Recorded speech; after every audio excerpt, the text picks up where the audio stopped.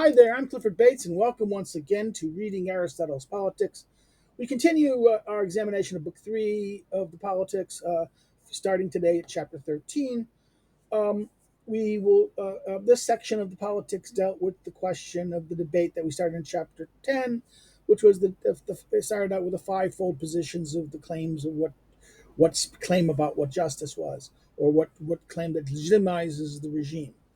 There was the claim who should rule, and every claimant, the five claimants were the Democrat, the oligarch, the one who is best, the king, the one who is best, the aristocrat, and then the aristocracy, and then the tyrant. Right, the tyrant doesn't speak. Um, the argument for oligarchy, the argument for aristocracy, and the argument for the one who is best all collapse into one. And the choices between we get to the end of it, we get a choice between the democratic argument and the one who is best, who's the assertion of it that, however, that's even more, the one who is best is even more oligarchy than oligarchy. Then chapter 12 was kind of a evaluation of that, where he went on to the question of what was that, and we left about it's the argument of the wisdom of the many, that the argument for the best argument for the many and the capacities of many versus the capacity of the one, and where it leads it to us as an aporia, and at the end, where we get both arguments get their things, and we're not really that both arguments make a good case, and both arguments have a counter argument for the other's good case. So the two themes kind of get to an end, and we are now looking at the question of the city again. Chapter 13, we look at this. Now, with the view to the existence of a city, polis, right? All, or at least some of these things might be held to have a correct claim in the disputes. Therefore, all those claims, the wealth, freedom, like this, but with a view, with a view to a good life. It is education and virtue above all that would have a just claim in the dispute, as was also said earlier. So, therefore, the argument is all the claims about the city and what is necessary for the city and its existence, all of those other claims, those five claims, that is, remember, the claim of even the tyrant is power, that you need power to rule, that the oligarch is a freedom, or the oligarch is money, right, wealth. The aristocrat is what is virtue or best, good education and good quality, good character. What is good, what is best. The wise, the claim of the one who is best is wisdom, right? And the one who knows, right? This is the knower, the wise. And then the Democrats' argument is freedom, or that the other claims aren't, the other claims are not absolutely persuasive enough. Its positive argument is freedom, but you can say all these people say that they're advocate for freedom. Therefore, the argument is equality. That the other claims, no claim is so superior that it legitimizes a person, that it authorizes or gives to another the right to rule another. Okay, so but then he goes now. He makes the point here that wait a minute, but that may be true for the and therefore they have a correct claims. But regarding to the good life, the question of the good life, right? It is education and virtue that this is what the claim and dispute. In other words, but since those who are equal in one thing alone should not have equality in everything, nor those who are now those who are unequal in a single thing, in equality, uh, in a single thing, have inequality in all things, right? Inequality. All regimes of this sort are necessary deviations. All regimes that kind of say everything must. He's saying that regimes that point to an extreme, that's going to treat a regime who will treat everyone equally, even when they're unequal, and then the regime that will treat even when they're unequal only on one category, aspect, unequal in all things. Okay, so therefore, okay, both of these are what he says. are necessarily deviations. Now remember, deviations means break away from what is true, right? It's a defect. It's the idea. It deviates from the norm, and what the norm is the right, the correct. It was also said previously that all dispute justly in a certain way, but not justly in the unqualified sense. So again, they said that all the arguments are. In other words, the argument is all the specific claims make a claim that has some justice to it. All the claims, including the tyrant, because the argument is that his argument is power, and there is an element of truth that power is necessary in order to have rule, right? So therefore, it's claimed that only power alone is might makes right. Might makes right. It's not that power makes right, but power makes the ability to do what is right possible. In other words, this is what justice without the sword is not really justice. The argument goes that there needs to be something. There needs to be the ability to deal with the unjust who are going to the unjust who are unwilling to abide. You're going to have to use coercion on the unjust, right? And therefore, you need coercion or need the sword. So therefore, this is why it needs to have some aspect of the involuntary in that sense, right? And then he says that there's not going to be the problem here is that this is that all these claims are valid to a certain degree, but not unqualifiedly valid. In other words, they're not. You couldn't just simply say this is the truth, right? The wealthy have a claim because they have the greater part of the territory, and the territory is something common. In other words, the wealthy have a claim because they have the greater part of the territory, and the territory is something common. Further, for what most part they are, and also further, for the most part, they are more trustworthy regarding agreements. In other words, the wealthy keep their promises. Now, the argument is this is the wealthy is going to keep contracts, and these people. The free and well-born have a claim as being close to one another. In other words, the free and the well-born have a close. They're close to one another. For the higher born are more particularly citizens than the ignoble, and good birth is honorable at home among everyone. So therefore, this idea that the free means this is the idea of freedom, but everyone is free. Democratic makes a claim about freedom, but the real point about democracy is equality. Right? So the free and the well-born have these claims are are close, but in other words, the higher born, the better born are more particularly citizens than the ignoble. Right? Those who are the ignoble, the base, or the vulgar, they're going to be less. Uh, they're going to be less citizens in a sense, because they're not going to have the ability to be. Remember, citizen is ruling, right? And good birth is honorable everywhere. So further, the well-born have a claim because it is likely that better persons come from those who are better. It's an assumption here, right? For good birth is virtue of a family, the arete of a family. Good birth is this idea that the person is good birth means that they come from a family who's been, has a certain character, a certain thing. Again, this is an aristocratic presumption. This is an aristocrat. And all these views have a kind of, I think, in many ways, that again, there's going to be kind of a presumption at these things, and the presumptions switch. Sometimes it's Democrat, sometimes it's Republican. In other words, the argument here is this is each side makes the argument again. You have the claim here that the wealthy claim to have this because they provide it, right? They have the resources. Okay, that can be valid. Everyone can agree with that. But that they're more honorable in keeping their agreements, that's not. Some people might dispute that, right? That clearly that's an oligarch saying that. Okay, the Democrat might say, oh, no, no, no, no, no, no, they're not really that honorable, and even the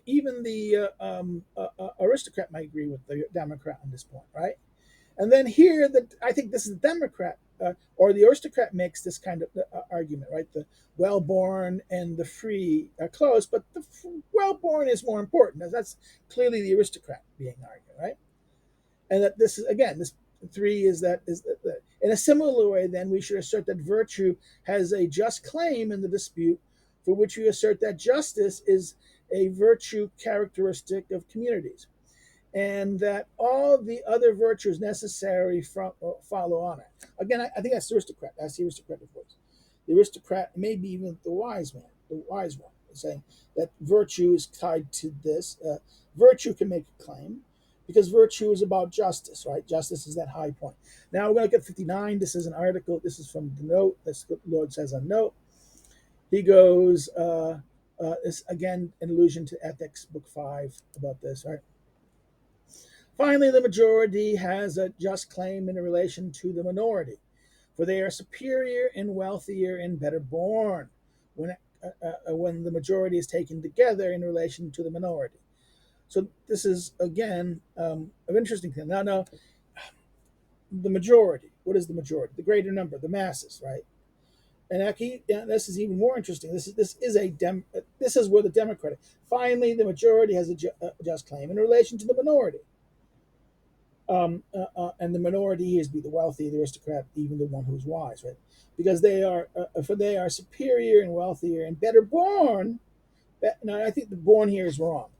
Um, um, this is Lord adding it. I think born is not there. Better when the majority is taken together in relation to the minority. This goes back to that thing in a previous chapter where he says, as long as the many are not slavish, they're as wise, or their judgment is as good, their discernment is and judgment is as good as is better than or as good as the one those who know, the ones who know.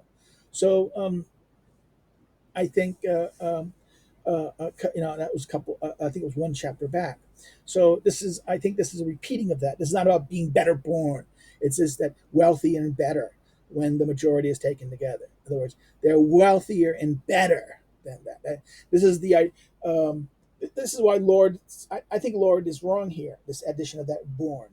I think the better here is not regarding to born, but rather better in regards to their character. They're able to do more for the city. They're wise. They're better in terms of their judgment, discernment, their ability to make judgment. Remember the argument of the wisdom of the many, right? The collective wisdom argument in the previous chapter, and also the ability of the example of the potluck dinner, okay, versus the that can again, both of these are reporting the argument of the claim of the many that is made earlier in the previous chapter.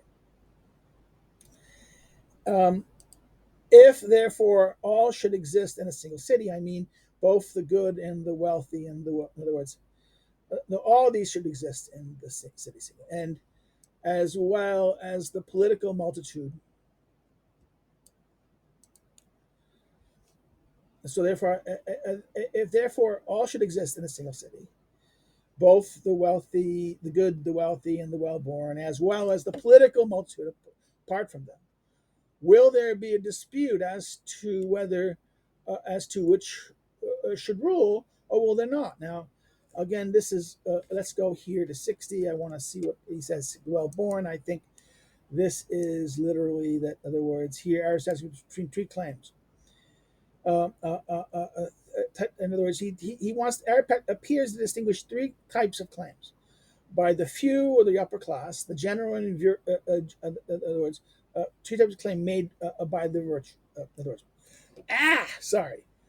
Aristotle appears to distinguish three types of claim by the few or upper classes: genuine virtue, wealth, and good birth, right? And then the other one is that part of the multitude who are actual citizens, the multitude, the politos. So therefore, let's go back. So he says that these are going to exist: the good, both the good, the wealthy, and the well-born. Right? Again, this is the oligarchic view. And the existence should have the good, as well as the political multitude, the many. And I think that means the many here. I think. Will there be a dispute? And therefore, that's the few and the many, right? This is the point. I think this is the point. In the city, there's going to be the few and the many. I think this is the point here. And apart from those few, the well-born, be there whatever they are, right?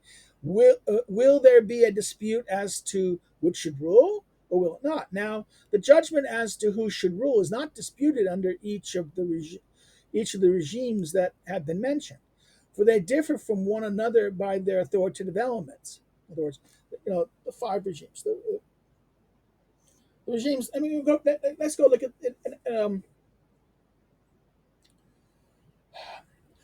the earlier account. The sixth regime deconstructs into five. Okay, because the one name is common to all, and therefore we don't. That should be a red flag. That the politeia called politeia is a red flag that maybe this is not really a separate type, but rather we should rethink what is that. And remember, what really defines the virtuous regime or the correct regime is that it's ruling well, that it's ruling how it rules. It rules for the sake of the collective advantage. So it doesn't matter that if it's one, few, or many. If it's ruling for the collective advantage, it's correct rule, and that therefore what defines the regime. Therefore, all regimes can not fall, even aristocracy and even kingship. If may actually, because the principle of kingship tends not to be kingship, but rather wisdom, right? This is the real thing. There's a switch. It goes from being the one who is, traditional argument of kingship that he's the father. The traditional argument of tribal kingship is that he's our ancestral father. He is the head of the family of that. But the king that is mentioned here and argued for earlier is the one who has wisdom, who has knowledge, right? And this echoes the Platonic idea that the king is the philosopher king, the philosopher who's the one is going to rule as a king in that sense, right? So therefore there's this switch from a traditional conception of kingship, which is based upon being fatherhood and paternal, that he's the father he's the eldest of the oldest. This is, remember, the origins of kingship comes usually from tribes, okay? And as we discussed earlier, both in the beginning, book 1, chapter 2, he mentions this, and then also another place in book 1, and then he'll do this in book 4 and book 5. And so now we are left with a problem here. So therefore we have a concern of the 5 that are left, which are the kingship, which is wisdom, right? The aristocrat, who is virtue, the oligarch, which is wealth, the claim, the the Democrat, which is freedom, but if not freedom, the negative argument is equality. And then last but not least is the tyrant, and that is power, right? Makes right. Again, tyrant's argument is not explicitly given; it's just implied, right? That's what's interesting. It's silent. The argument of the tyrant, the justification of the tyrant, is conspicuous by its absence. Now we get to the argument here. So every one of them makes a claim, right, about what is virtue. The tyrant is making a claim that power is virtue. Power is what justifies. I mean, it's a claim about what legitimates their claim to rule. That right, and therefore, what legitimates a claim is a virtue. Okay, and therefore, this is the kind of argument. Now, the tyrant's argument is that power or the exercise of power is a virtue, and that's problematic. And I think this is why it's not given a valid account. Why it's not it's present, but it's silently present. It's not explicitly made because that's a shocking argument, and Aristotle is not going to produce a shocking argument in that sense.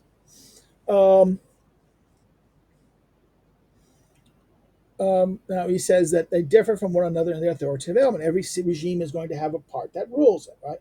Remember the thing. The ruling part, authoritative is ruling kairos element. The ruling part. This is the polituma. In other words, the polituma is the ruling part, or the polituma is that part which defines the citizen. Remember, it's the politeia. The politeia, or the regime, and the polituma are kind of the same thing, but they're not. This is the part that a regime is a construction or an aggregation of parts of the city, and it defines also not only the part that the city. The polis is what? The polis is the community, the entity, and the regime gives the form, the eidos, the shape to the city. It takes the direction, and it gives its shape and its direction, its telos, right? its goal. It's understanding what is justice is. The regime shapes the idea of how it will look, and then its shape, its form, and also to its direction. It's how it's going to go. How does it understand what is the good life and what is justice? Okay, this is that this is going to be each regime will differ on that account, right? And then it also would differ on the authoritative element, the polituma. Who is the polituma? Who is that part that is going to be the of citizens who are those who are going to be in that city who are really truly exercising authority, or truly ruling? Okay, and therefore this defines the regime. The type of regime will define not only the goal, the thing, but also the connection between the polituma and the politea that shapes the nature of this. And he goes on here and says, what? They differ from one another in their authoritative element, their plutuma, right? For one, the authoritative element is the wealthy, okay? The other, the excellent men, okay? This, and I think the excellent men here is, yeah, it's Spudaios, okay? I just needed to verify that. I'm always suspicious. Uh, um, he's now saying here, in other words, that and still an excellent man for another, the excellent men, and the same for the other still. The excellent men is usually the argument. This is the argument of the aristocratic class, right? Oh, the excellent man, the spudaios. This is the gentleman. This is going to be the gentleman, the good and serious men.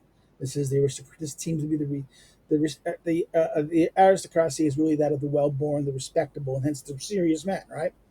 Um, so therefore, they differ from one another in authoritative elements. One is going to be the wealthy, and the other is the serious men, that's aristocratic, and then the same for the others. The people, in other words, the other one is going to be the many, the people, right? The people, everyone is, or the people, or equality. In other words, that's the democratic argument.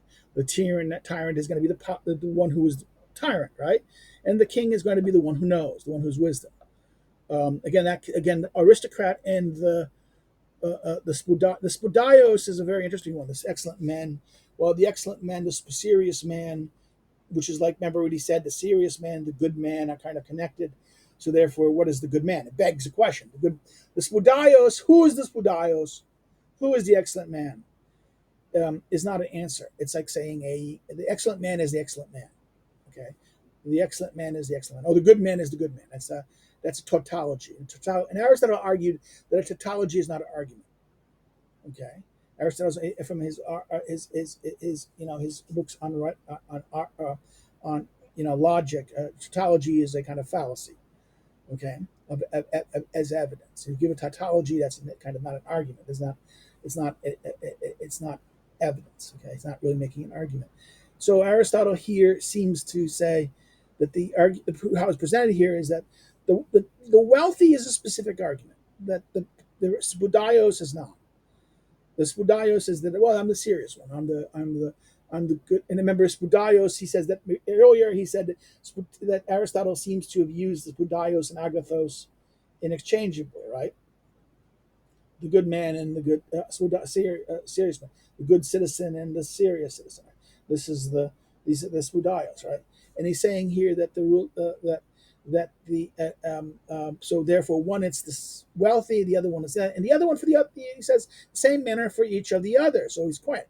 We get only the examples he lists is and again therefore the wealthy is the really only specific claim that's being made here really at this moment. The other claim that's not made is that the Democrats claim, which is freedom, but that's everyone will claim their freedom. That's not something unique to the Democrat.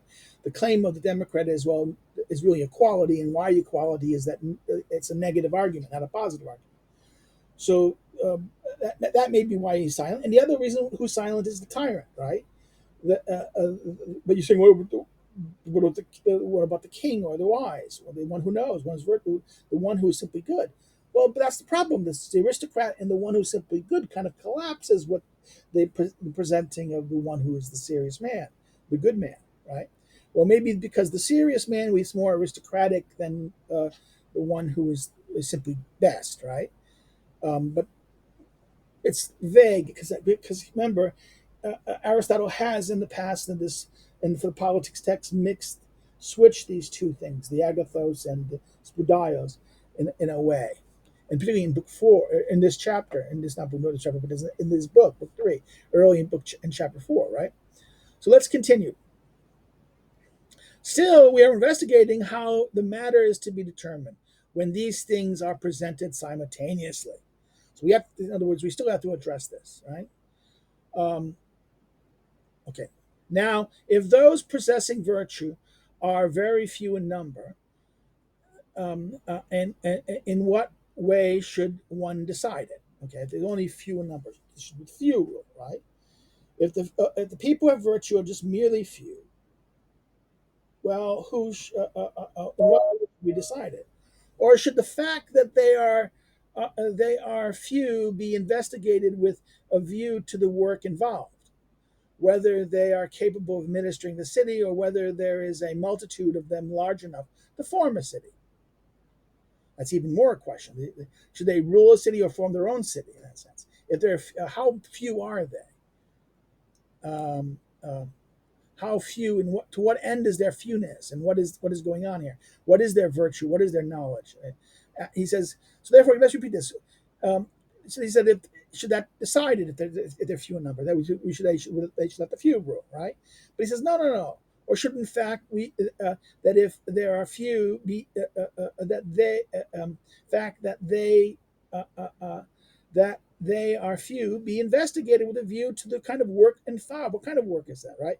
Whether they are capable of administering the city truly, or whether there is a multitude of them large enough to form a city. In other words, but there is a question affecting.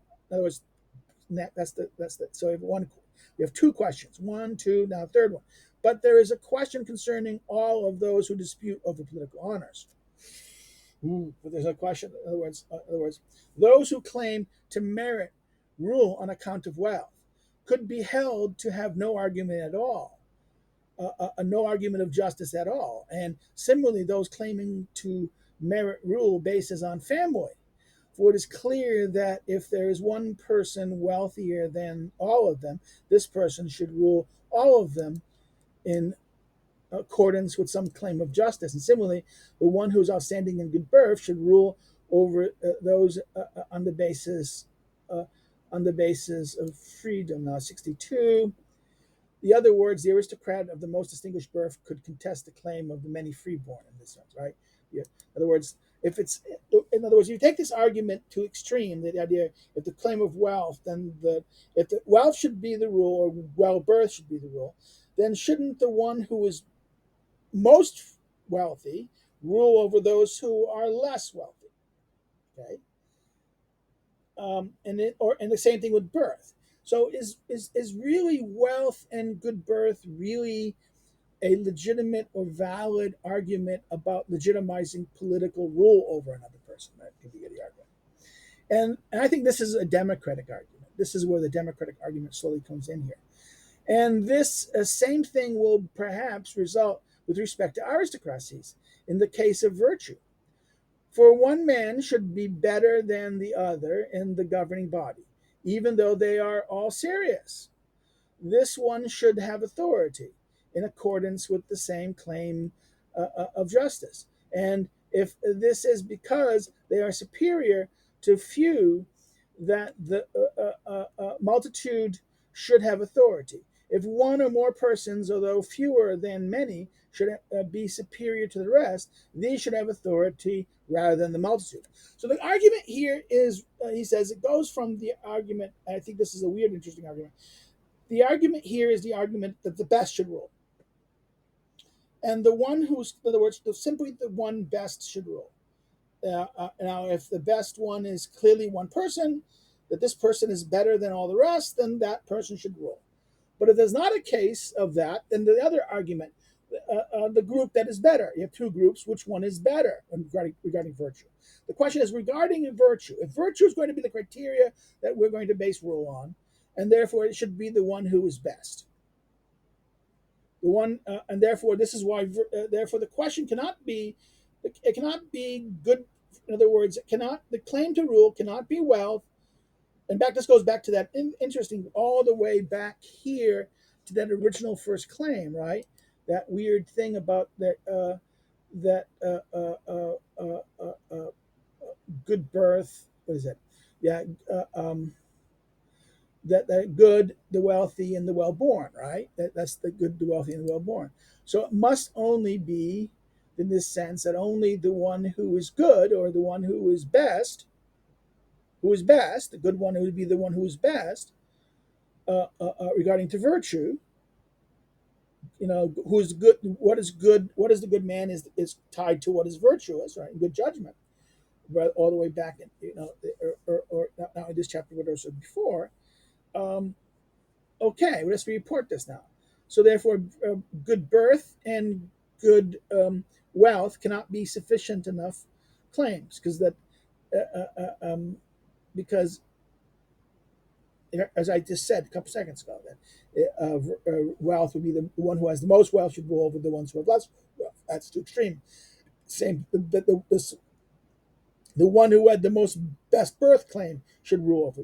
These seem to be a little too extreme. But rather, therefore, it should be virtue should be the claim, and therefore, whose virtue is the one who's best, right? And therefore, that's the case. Well, whoever is best, like he says right here, even though one man should be better than others and the governing bodies, even though they're serious, this one should have authority in accordance with the same claim of justice. But the claim of justice here is the one that is best, right?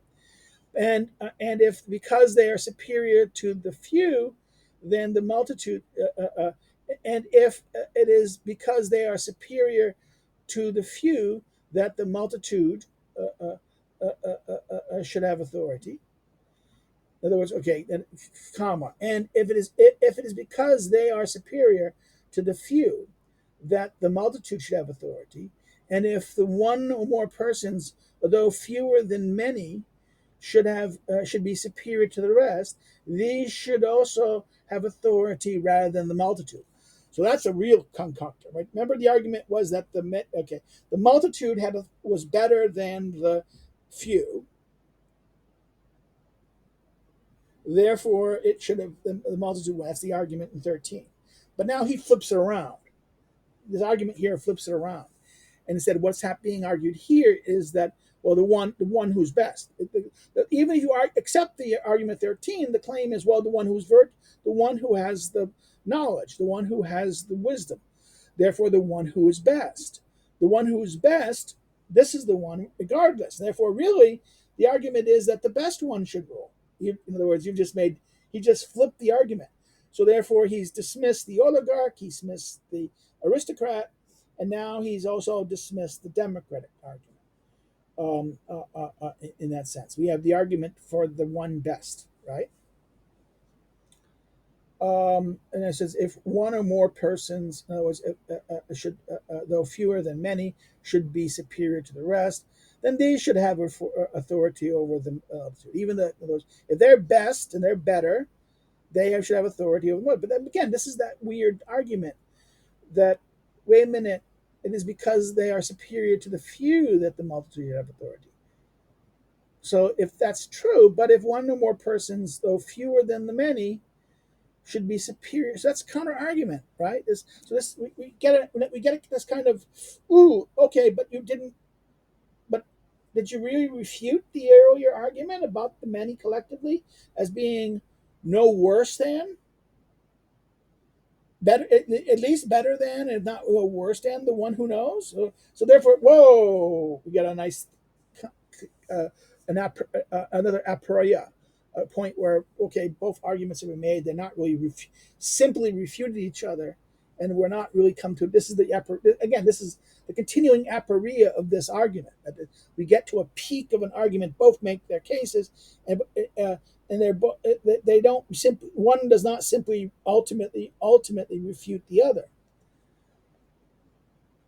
All of these things seem to make it evident, then, that none of the defining principles on the basis of which they claim they merit rule. In other words, all these things make it clear, then, that none of the defining principles on the basis of which they claim to merit rule, and all the other merit being ruled by them, in other words, is correct. So all the claims being made so far all of these claims that are being made, specific claims,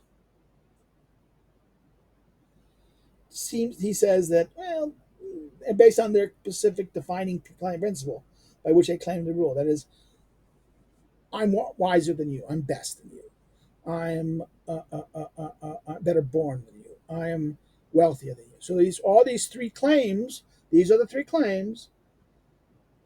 All of these he seems to dismiss. In other words, not all the claims, but the three claims that were done by the aristocrat. This seems to be saying that the argument made by the oligarch, the aristocrat, and the one who's best aren't really correct. For indeed, the multitude have an argument over some. In other words, uh, uh, uh, in other words, uh, in other words, this piece is they claim they merit rule, and all the other merit being ruled by them is correct. So that none of these principles, in other words, if you just like, let me repeat this, right? All of these seem to make it evident then that none of the defining principles, but on the basis of which they claim they merit rule, and all the others merit being ruled by them, is correct. In other words, that none of those claims are correct. So the three claims of the wealthy, that. Um, For indeed, the multitudes have an argument for some justice to make against those claiming to merit authority over the governing body, the polituma, on the basis of virtue, and similarly also against those claiming it on the basis of wealth. Nothing prevents the multitude from being at some point better than the few and the wealthier, and as individuals, not taken together. In other words, they can be better than the few. In other words, that what prevents the multitude from being better than the few and the wealthier, not as individuals but taken together. Again, that repeats the argument of the wisdom here. Hence, it's also possible to confront this matter in hence it is also possible to confront in this manner a question which certain persons pursue and put forward. Now this is 63, and he goes, this is not who Aristotle's referring to here. For some raise the question whether the legislature who wants to enact the most correct laws should legislate with a view to the advantage of the better persons or to that of the majority, when what was spoken of turns out to be the case. In other words, what has turned out to be the case is that the best people here, right, and their claim that the better ones, the better people, are really ultimately not really that wiser or virtuous than the many collectively. Okay, that's that. That's what this point here means. That what was when what was spoken of there. What was spoken of refers to this question about this, right? What was the previous sentence? So therefore, a question about the legislature should we, when we get we're going to enact the most correct laws, should we make laws, legislate, with a view to the advantage of the better persons or to the majority? Remember the argument, that's a very problematic question, because remember that we should be not doing the advantages of the. Remember, the goal should be the common advantage. The common advantage means common of all, then the koinonia. So this question itself seems to suggest a partisanship for the best, right? That is, and is that not? And even Aristotle says virtue. The claim of virtue can be a faction, can be a source of strife in a community. Um, those who think they're better um, may think they should rule, and they should have more authority than everyone else. Okay, but the question is, are they really better, or is this, or are they is this the presumption on their part? Is this a presupposition? They suppose they know more. They suppose they are better than. Um, the question is that, well, wait a minute, what's going on? Should we do it, or should we with the majority? Now, remember, the argument is that both of these positions are kind of incorrect. it's not should be that the law should be made geared to argue that the law should be geared to one or the other is a kind of a, a presumption of a specific partisanship. And the goal of just rule is common advantage. Therefore, it should advantage all to some degree, not maybe all perfectly equally, but it should advantage all. It should not be to the advantage of, let's say, one part at the expense of and the other, but all, right? So therefore, the choice that this choice of this question itself is a partisan choice of and a deviation from the correct regime in that sense, right? So therefore, like there. Let's continue here. But correctness must be taken to mean in an equal spirit, right? It's right, correct. But correctness must be taken to mean what is enacted in an equal spirit is correct with a view both to the advantage of the city as a whole and to the common advantage of the citizen. So again, he corrects it. So therefore, this question, that's what I mean. This is what I said. That he's right here, he basically challenges this question because the way the question is framed, it forces a choice between should we make the advantage of the better, should law should focus the advantage of the best ones, or to the majority, even if given that we know it this year, right? And a citizen in the common sense is one who shares in ruling and being ruled, but he differs in accordance to each regime.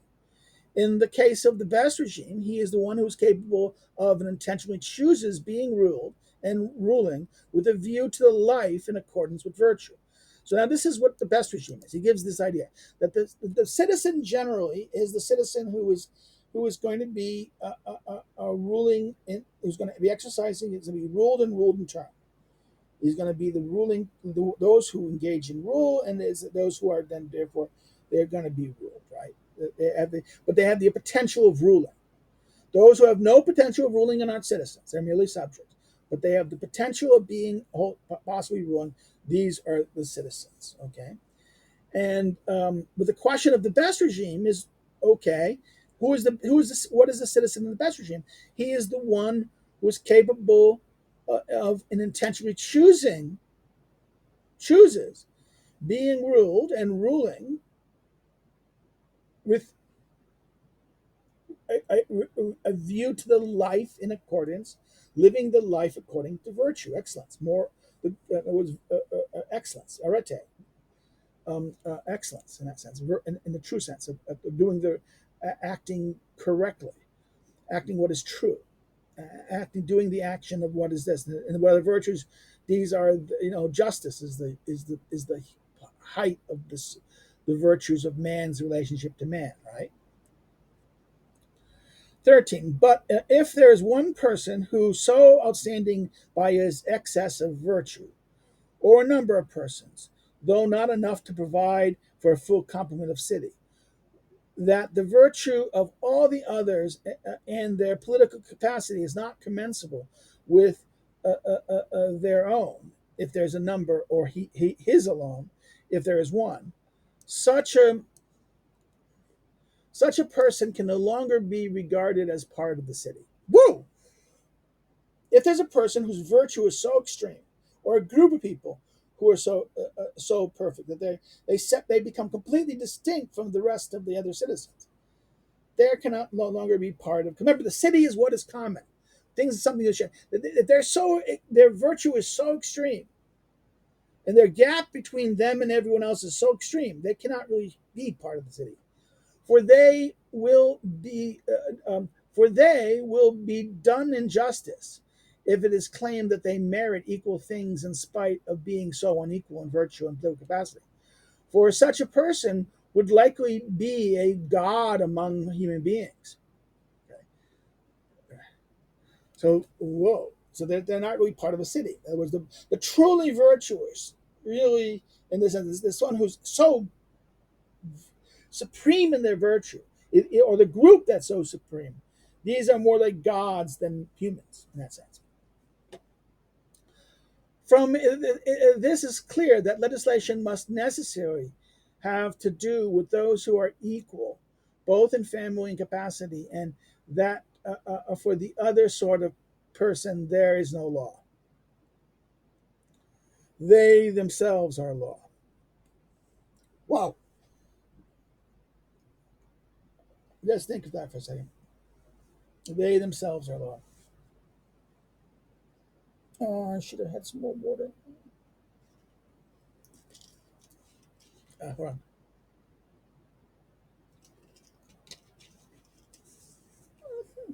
on.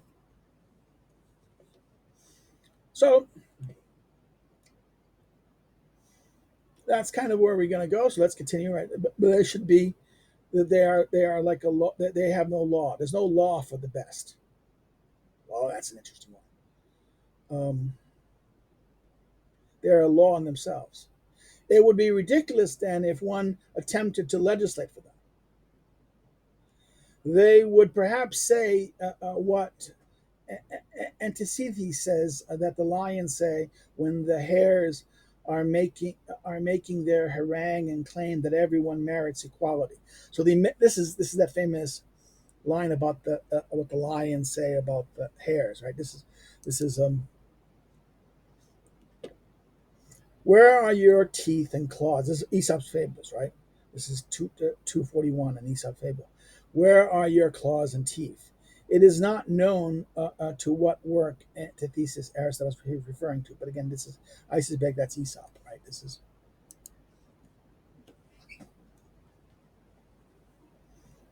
This idea here is that there would. This is the problem, right? This is that these perfect virtuous men, these men who are godlike things, they will say to the people like they will be like lions to hares, right? Rabbits, right? And they will give this line that from his Aesop, the lions say, "Where's your claws and where's your teeth?" Right? Hence, democratically run cities enact ostracism for this sort of reason. In other words, democratically cities cannot deal with the best people. They need to eliminate them in that sense. And actually, that's what, by the way, England did. This is what attainder is. You understand the concept of attainder, the power of judicial murder? This was the way they dealt with the very powerful. They dealt with powerful land owners and nobles. In other words, that the law may not be able to address the most powerful. Okay, you need to have a mechanism to this idea that you need a mechanism outside of the law that will allow you to quickly deal with a threat to the community. And the English crown did it with attainder because they needed to create very powerful magnates and very powerful dukes and barons, but they could be a threat to the kingdom, and if they got ambitious or out of hand. So you needed a means, and that they were not subject to the law, the commons. So therefore, one had to have means to get rid of those powerful stakeholders, and the British did this with attainder. Now, the democracy does this with ostracism. Okay, right. Let's continue here. For for these are surely held to pursue equality above all others, and so they ostracize and banish for fixed periods from the city those who are held to be preeminent in power on account of wealth, abundance of friends, or some other kind of political strength. Right? Again, this ostracism was particularly employed by Athens in the 5th century, but it appears to have fallen disuse by Aristotle's time on account of his account in the Athenian regime, second paragraph 22. The fixed period seems to have been 10 years originally, then later 5. The ostracism had a specific 10-year, then 5-year period. Most modern regimes are, oh, how dare you do that? This is our open society argument, liberal argument. How dare you use political state power to no, but democracies did this to prevent the few and the powerful from overthrowing the regime. This is ostracism in that sense. The tale is told that the Argonauts left Hercules behind for this sort of reason. The Argos was unwilling to have him on board because he so exceeded the other sailors. Again, this version of the myth seems to which Aristotle seems to be alluding. The ship Argos refused, though it's speaking through its speaking mass, to accept Hercules on account of his great weight, right? Um, I'm sorry, I hate this little signal. So now he does the sailors. Not the account is that the ship said no, no, no, we can't have her because he's too heavy.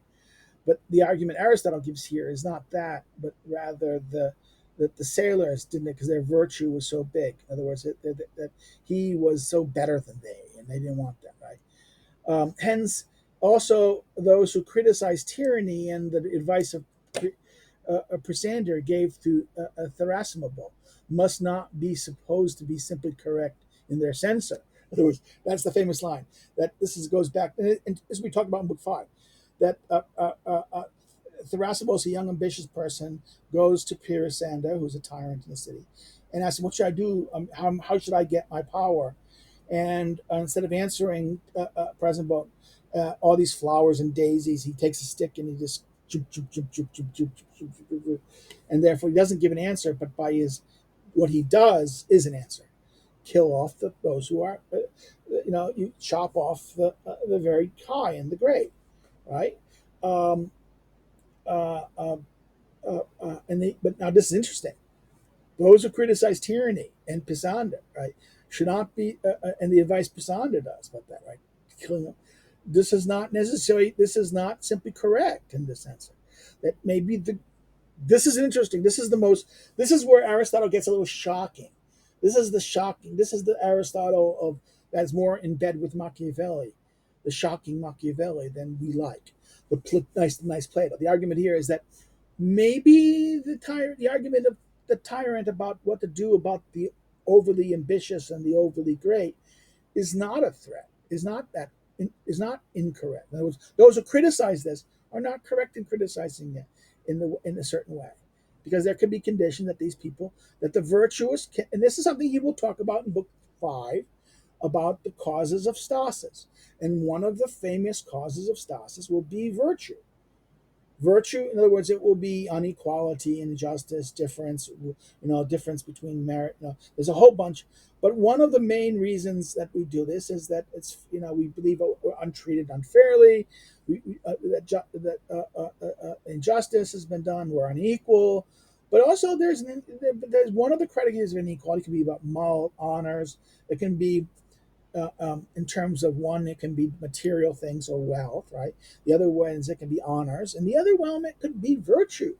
There's a difference in virtue. There's an equality or inequality in virtue, and that can be all of these aspects of this can be the aspect of strife or stasis in that sense, right? And that could create destroy harm the city. So the question then becomes, well, what do we do about these people who are too great? Remember, the purpose of the city is the common life together. And the argument is, and in fact, there's the point he makes, he even says that here, that those who are so complete, if remember back in Meg 1, that someone, the city is the state of complete life. But if you by yourself don't need others, have no need for others, and that you can live the good life without others, which is most, you're no longer human, you're God. Or you're a beast, right? That's that line, God or a beast, right? And that therefore you are either you don't need others because you are a tyrant. You're if you're so great, you're either going to be above the city and therefore don't need the city, or you're going to be a threat to the city. And therefore, this is why this advice may be good in that sense, right? In other words, let's continue. And this is the famous line. He reported that Presena said nothing but a way of advice of the messenger who had been sent to him, but merely lopped off the permanent ears of corn and so leveled the field. When the messenger, who was in ignorance of the reason behind what happened, reported the enters, Thrasybulus understood that he was to eliminate the prominent men. This story is accounted later at greater length in Herodotus's history in Book 5 and line 92, though there it is Thrasybulus, the tyrant of Miletus, who gives the advice to Prisander, the tyrant of Corinth. Right? In other words, the Herodotus account is reversed of what is said here. That's interesting in that sense. Um, that would be a good paper someone should write on, the two accounts. Why does Aristotle do? Why did the account here Aristotle give changes the direction? Um, um, this is something that is advantageous not only to tyrants, nor are tyrants the only ones who do it, but the matter stands similarly with respect both to oligarchies and to democracies. For ostracism has the same power in a certain way of putting down and exiling the preeminent. Right. This is the deal. How do you deal with those who are excess of preeminence? Preeminence in something, power, wealth, even virtue. Right. Power, status, wealth, and virtue. If you're going to deal with the people who are powerful, the preeminent, the great, ostracism is your means to do this, right? Regardless of democracies or oligarchies, right? So not only tyrannies, but also democracies and oligarchies. But again, if we're going to argue this, we're assuming it would. Oh, but these are defective regimes. Yes, it's true. In one sense, if we take the typology of the original typology, all the regimes that are engaged in ostracism are said to be defective. And therefore, if we believe the typology and accept the typology is still valid, I don't think that the original typology holds. I think elements of it hold. I think what defines what is the original, the only part, the two categories of the original sixfold typology, which is again the qualitative and the quantitative. The quantitative, one, few, and many, that falls apart because, as he said, that part, oligarchy is more about wealth than about few, and democracy is more about poor, equality and poorness than many, right? And then therefore, the question of size is accidental. What is more important is the claim, and what is their view of the specific claim being made, and that's how the rest of the discussion of regime goes. But what the other thing is that's still valid is the claim of what is just. Just is the common advantage, ruling for the common advantage. And unjust is ruling for the advantage of one, either its own ruling part or at one part at the expense of another, right? So the qualitative claim of the typology remains. It's um, it's the quantitative claim that has to be remodeled. And what remodels, therefore, this idea that only these regimes are doing, that the question is, could these regimes, can these regimes also rule for the common advantage? And the question then becomes of exiling the preeminent, maybe because they are no longer they are no really longer parts of the city. They are no longer sharing something in common with the others. That, in other words, these preeminent ones have nothing. They have become so preeminent that they no longer have anything in common with the rest. Thus, they are not really citizens. They're not sharers anymore of the common, and therefore they are a source of threat in that sense. That's maybe why there is a justice of doing such a thing. But we shouldn't really talk about this because this is what this is something the tyrants will do. So this is why we should be careful here. In other words, pulling down an exile. In the same way, this is done in the case of cities and nations, polises and ethnoi, the gentum in Latin, alike by those who control with the control of power. They say he has military here, but it's not military. It's daimonos, right? For example, the Athenians in the case. This is about their alliances. This is about the alliances and the treaty mechanisms, right? About the other cities, the relationship of one city with in relation to another. This is the questions of alliances or the leagues and the political associations. In Latin, this would be the societas. This is the relationship of one city to the other city. This is not communitas. These cities are not having. They don't share the common life together. But there is a relationship of either military agreement or things. And the thing here, this is the realm of power. This is hegemony. This is what the Greek means by hegemony, power. And I think that let me check. I think maybe even power. That's what it is. The Greek may even be power here, hegemon. My original memory was correct. It's the power here is Dumas originally. So right, this is the one who have exercise of not, but this is what he means by hegemon. Hegemony is a power of the exercise of power by one city over another city, right? And that therefore this is how they rely of alliances and cities to other cities in their alliances. For example, for the example of the Athenians and the Samians, Cheyennes, and Lesbos, which is and for no sooner than their rule. This is the rule, imperial rule. That's how we do it.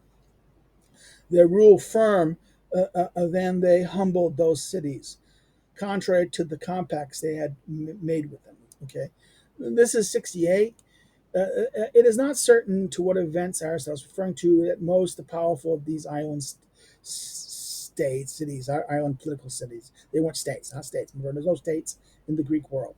So these island political entities in alliance formed with Athens after the Persian Wars. Lesbos, Chios, and Samos were treated more favorably than the others. Okay, Samos was crushed by Athens in 439 BC after it revolted against protest against Athenian prohibition of its persecution of local war, and the humiliation question was most probably similar in attempt to Athens prior to this to limit the autonomy of the isle things, but also the islands of Lesbos and Chios. These are examples of the Samites, and remember the Thucydides, the account of the city that rebelled, the famous one, the Melian dialogue, right? The Melian dialogue. So therefore, this is the cities are kind of disappearing, and the city is going to act powerful for the question that what happens. So and the king of the Persians frequently pruned back the Medes and the Babylonians and others who harbored high thoughts on account of once exercising imperial rule themselves. In other words, foreign affairs is usually done by this. In fact, this Aristotle is saying that this is the realm of cities. Cities, the power. In other words, there is a relationships between cities to other cities. Now, this is the problem of what that these are people who are not koinonia. They're different koinonia. They're different polises or different gentums or peoples who are not they're not the same genum and nation, or they're not the same city. Okay, it's relationship of city or nation unto other city or nation.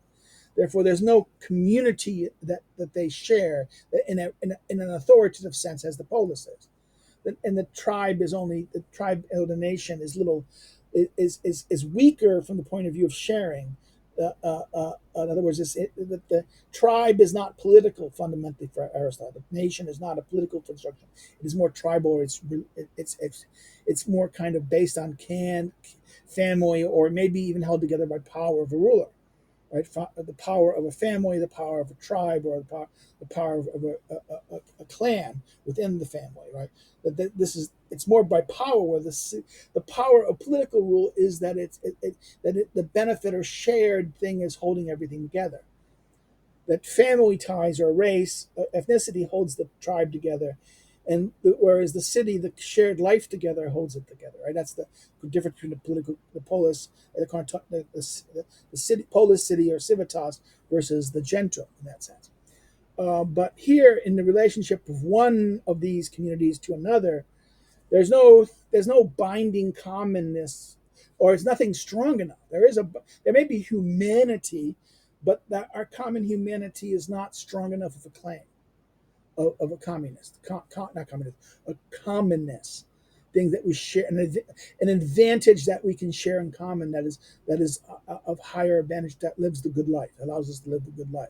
It doesn't offer, in other words, the cosmopolitan humanity does not provide for the means by which we can be truly to live the good life in that sense for ourselves. That only in the koinonia, this is the complete koinonia, The polis as that point is complete. So therefore, this is what this discussion here about here is that there is an element of foreign policy that states that we can say that from the point of view of how states and political entities, political forms, cities, or nations are going to act towards one another in relation to as not as those who share a life together, but from one community, one political community or nation upon another. Okay. The issue is one that concerns all, this issue is one that concerns all regimes, including the correct ones. For deviant ones do this looking toward the private advantage of the rulers. Yet even in the cases of those that look to the common good, the matter stands in the same way. So therefore, this is true for all regimes. The deviant ones will only act regarding the interest of the ruler, whereas the good regime should act for the good of the community. And that the good of the community is not the same as good as the other community. It is clear, this is clear as well in the case of the other arts and sciences. So therefore, wait a minute. For a painter would not allow himself to paint an animal with a foot that is that exceeded proportions, even if it were outstandingly beautiful. Nor would the shipbuilder permit himself to build a stern or any other part of the ship that exceeded proportion. Nor indeed would a chorus master allow someone with a voice louder and more beautiful than the entire chorus to be a member of it. In other words, you have to understand the collective activity. The collective activity. In other words, I have this beautiful idea of a bow. But if I make that bow too beautiful, the ship won't work. The arts and sciences deal with the thing that's being made. So therefore, this element can be so beautiful, but it doesn't fit the thing being made. So that's the point. And the choir, same thing, a beautiful voice, but the choir is composed of people who don't have that. This destroys the harmony of the choir. So therefore, this is what. So on this account, there is nothing that prevents monarchs, ones who rule, from being in consonance with their cities when they do this. There was a tyrant, right? This is the idea. Provided their own rule is beneficial to their cities. So there's as long as their rule is beneficial to cities and doing these kind of things, the rule. And I think monarch here is interesting. He gives that the tyrants. The discussion is the discussion of tyrants. So here but this is not just merely tyrants, but those who rule. Monarchs is the one who rules. Those who are going to exercise rule. Even in a democracy, the ones who are exercising rule, there may be one or two exercising rule on behalf of the whole, because that's who they elect or they appoint. They're acting monopoly in that moment. As long as they're ruling in behalf, they're doing these. In other words, they're doing these things. These harmful, these things of dealing with these excessively beautiful, powerful, wealthy entities that threaten the stability of the common. Right? This is this is nothing. In other words, nothing prevents that monarchs being in consonance. That means it's consistent with the city, right? As long as it's provided for the rule of beneficial to the cities. Thus, in connection with the generality agreed of the preeminence, the argument concerning ostracism involves a certain political justice. In other words, some might argue that consonance is wrong, ostracism is not good. So if the killing those people might be correct, then ostracism could be correct. So, in other words, the lopping off of the preeminent versus the ostracism, they're kind of similar in their case. Right? We are often going to see that this is unjust, but Aristotle says that there might involve a certain political justice here. Now, it is better for the legislature. Now, it is better if the legislature constitutes the regime from the beginning in such a way that it does not need this sort of healing. But the second voyage, if the contingency should arise, it is to try to correct the regime with some corrective of this sort. So this is an interesting line, 69. the second voyage, the proverbial meaning of the second best. I don't know that but if that's the case, if the second voyage is the second best, what is about Socrates is second? You know, that Socrates is, the young Socrates is the Socrates presented in the clouds, laughable, concerned about the gods, concerned with the natures of things. It's this turning, the second turning, right? Socrates' second sailing, right?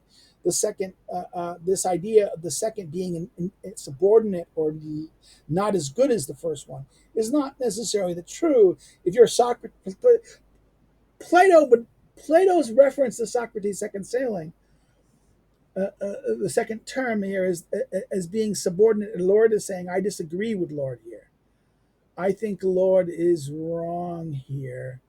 Oh, no, I have to move. I'm a page wrong. The second voyage, second sailing. This is. I think Lord is wrong here, and Lord is deaf to the Socratic. This is a Platonic reference to Socrates, the Socrates' own thing. But the second sailing, if contingency should arise, in other words, he's suggesting this is the second best, right? But is it? Given what we know about Socrates, the Socratic second sailing, the second voyage, the second trip, the Socrates had the first sailing is the Socrates of the priest that's interested in nature, interested in that. It is only his later voyage, the second voyage, that he turns to the human things. So the question is that the city shouldn't, if the city is well done, you don't need to do this. But the problem with life, it's not stasis. That's two double. That's, stasis has two meanings. It means factional conflict, but also means frozen. The world of human action is not frozen. It's not like the mathematical numbers that they stay. The mathematical things stay at the level, they don't change. Human things change, and because human things are not in a stasis from the not the unchanging stasis. The danger is to avoid the conflict. You need to avoid the stasis of conflict, of faction, of strife,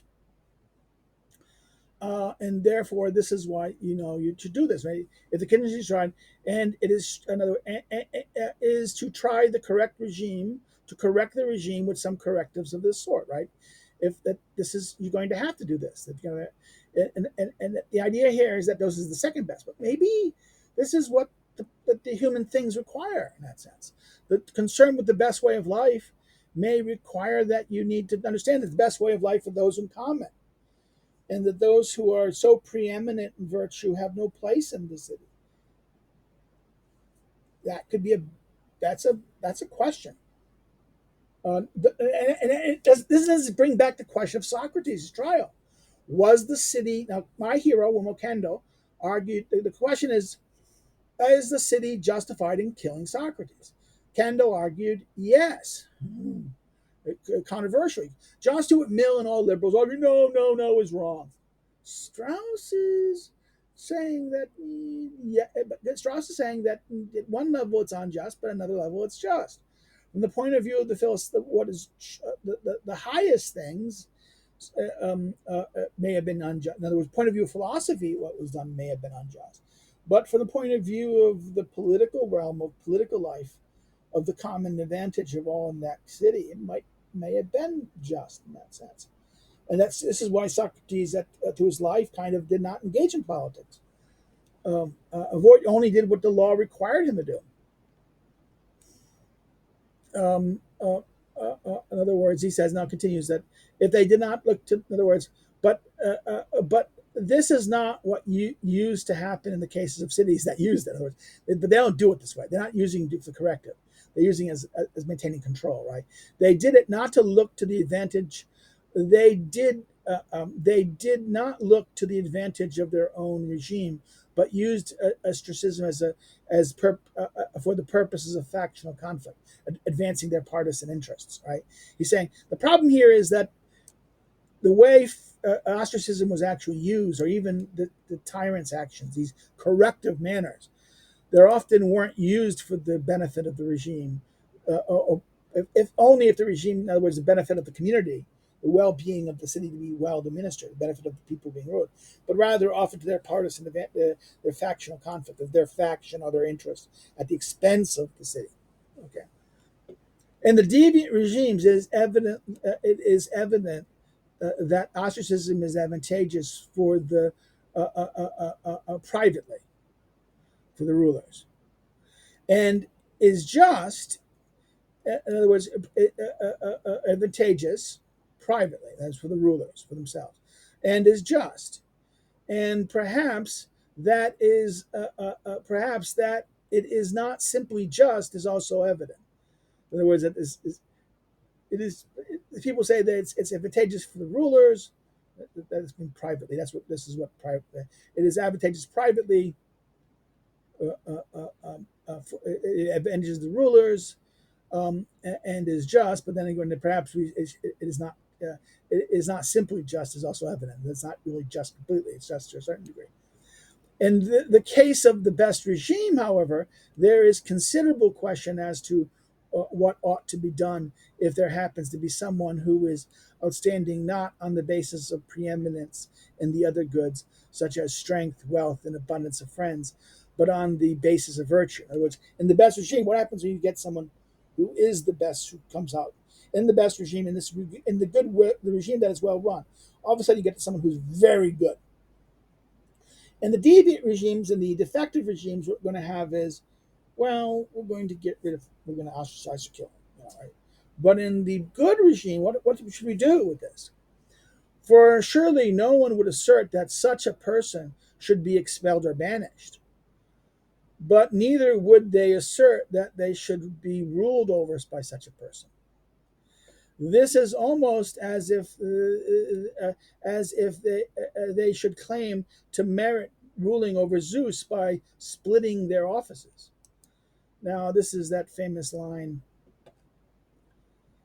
meaning to what is uncertain. The phrase is splitting of the offices. Seems to refer to the rotations of offices. It is also, in other words, and the line is, it is almost as if they should claim to merit ruling over Zeus, is sometimes taken to be a parenthetical remark.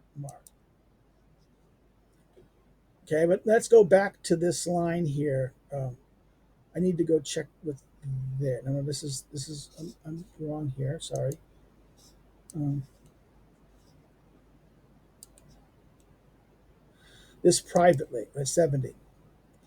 It is advantageous for each individual, and it is generally understood.